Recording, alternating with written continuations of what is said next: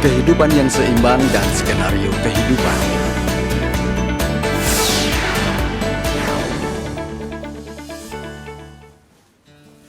Sekarang Anda semua bertemu dengan Atomy dan bagaimana cara keberhasilannya. Semua itu bergantung kepada diri Anda sekalian. Atomy merupakan alat yang membuat banyak orang berhasil dan mempunyai bukti sosial, yaitu puluhan ribu orang yang berhasil. Dan juga masih banyak yang sedang dalam proses keberhasilan. Namun, walaupun semua orang bisa melakukannya, namun tidak semua bisa berhasil. Semuanya bergantung pada diri Anda sekalian. Di antara orang-orang yang di sini, ada yang masih belum terbiasa dengan keberhasilan, bahkan mungkin masih banyak. Sebuah pekerjaan ada caranya sendiri. Saya akan beritahu rahasia untuk membiasakan diri. Ada cara cepat untuk beradaptasi. Apa yang harus Anda lakukan? Cukup mencoba hidup dan mati.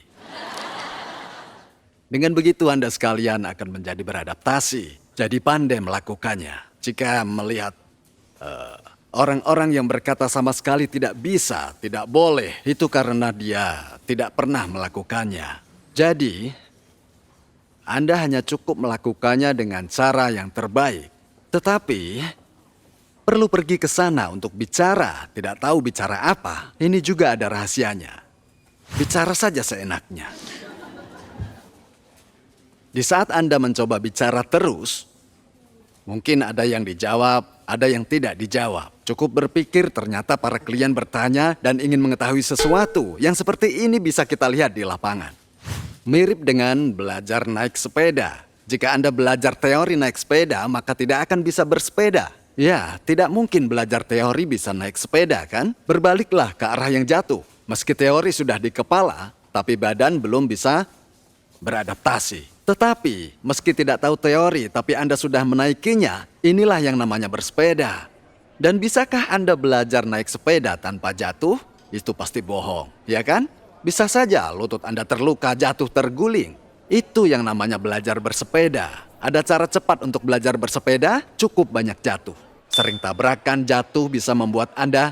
Nah, prinsip keberhasilan ini seperti prinsip natural. Jadi bukan siapa saja membuatnya bisa menjadi prinsip keberhasilan. Bukan seperti itu. Prinsip keberhasilan itu memang sudah ada dari sananya. Melakukan yang dikatakan akan berhasil jika sebaliknya akan gagal. Jadi, ini mirip dengan peraturan di pertanian. Prinsip natural sama dengan itu. Sehingga ketika bertani pasti harus mencocokkannya dengan prinsip natural. Dengan begitu pertaniannya baru bisa berhasil. Makanya tidak bisa seenaknya bertani. Jadi prinsip keberhasilan yang mudah bagi kita adalah mencoba merapikannya dengan berasas prinsip natural dan prinsip pertanian ini. Lalu apa yang harus dilakukan saat bertani?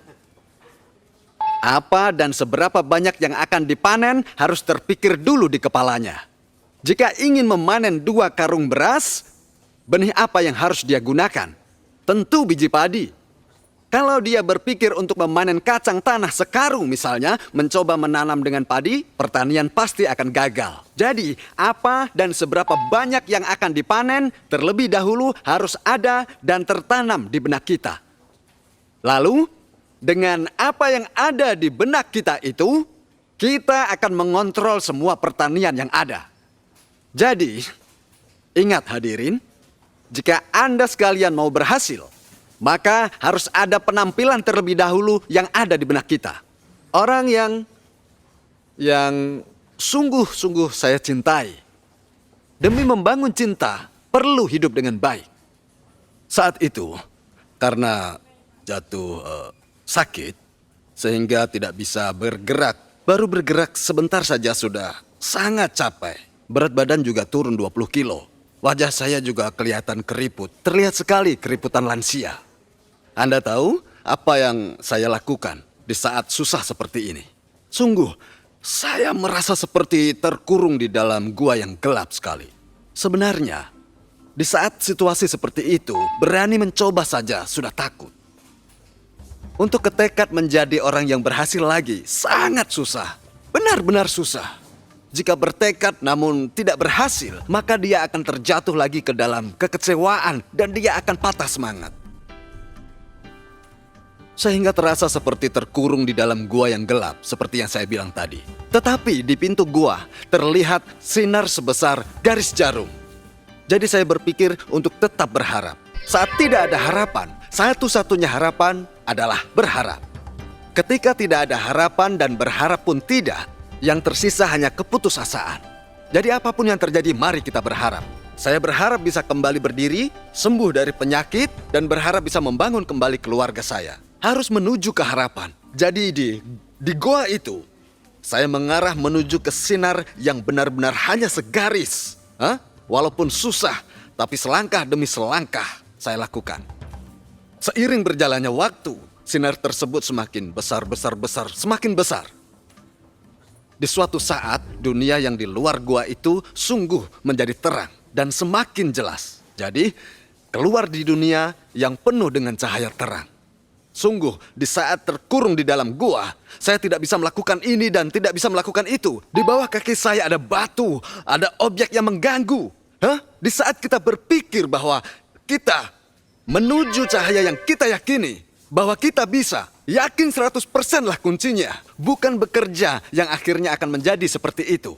Jadi meski 1% kemungkinan keberhasilan, atau berpikir 99% tidak mungkin, maka lupakan 99% itu. Melangkahlah menuju ke 1% itu. Sambil menuju ke sana, maka cahaya akan semakin besar. Dari 1% menjadi 2%, menjadi 10%, dan cahaya harapannya pun semakin besar. Oleh sebab itu, kita harus berpegang pada harapan yang kita bisa. Lakukan yang bisa dilakukan. Terapkan kehidupan seimbang satu persatu. Ada yang bilang, kesukses akademi selalu bicara hal yang sama. Buat apa pergi ke sana terus? Orang berpikir jualan satu saja syukur. Orang yang seperti ini tidak akan bertahan lama. Oleh sebab itu, di sini harus datang terus setiap bulan. Ada yang tidak pernah absen, hadir terus. Dan orang seperti itulah yang akan berhasil. Jadi, pembelajarannya harus dipelajari terus tanpa berhenti. Memang ada kalanya capek. Kadang orang yang sering datang ke sini, dia sempat berpikir, bagaimana kalau berpenghasilan 300 juta, membangun apartemen, membeli rumah besar, punya mobil Mercedes-Benz dan BMW. Tapi masalahnya, ketika dia keluar sana, dia tiba-tiba sadar atau berubah pikiran.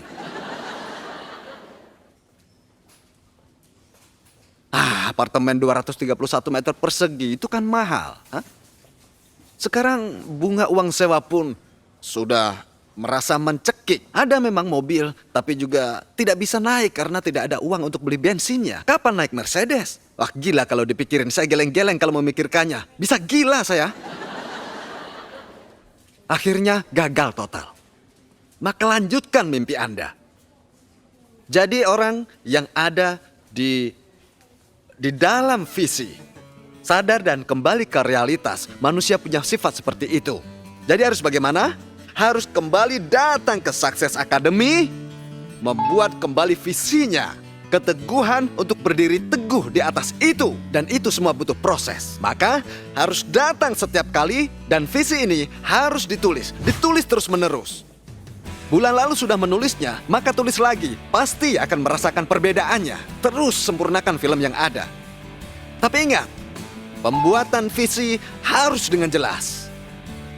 Kalau tidak jelas, maka visi pun tidak akan terbentuk sesuai yang diinginkan. Anda harus berkomunikasi dengan diri sendiri. Anda juga berkomunikasi dengan keluarga, dengan teman-teman, berkomunikasi dengan semua orang yang Anda temui. Kenapa? Jika Anda tidak memberitahu yang Anda pikirkan, dan di saat yang Anda pikirkan tidak tercapai, anggap saja ini tidak pernah terjadi. Ini akan cepat hilang. Jadi harus bagaimana? Harus sebarkan.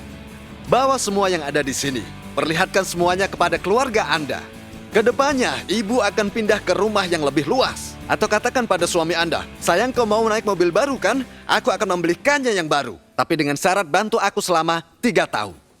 Anda harus menyebarkan visi seperti ini. Bagikan terus. Jangan disimpan buat diri sendiri. Jadi, harus membuat film yang ada di kepala Anda dengan nyata. Ini adalah sistem yang berhasil. Cara untuk berhasil. Semua orang sukses akan berhasil dengan cara seperti ini. Gambaran orang berhasil yang ada di benak Anda harus tergambar dengan jelas. Saya harus menggambarkan dengan jelas.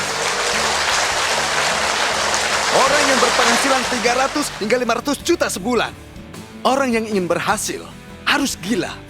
Dengan gila, maka tujuan Anda akan menggila. Ikuti kata-kata saya. Jika gila, maka gila. Jika tidak gila, maka tidak gila.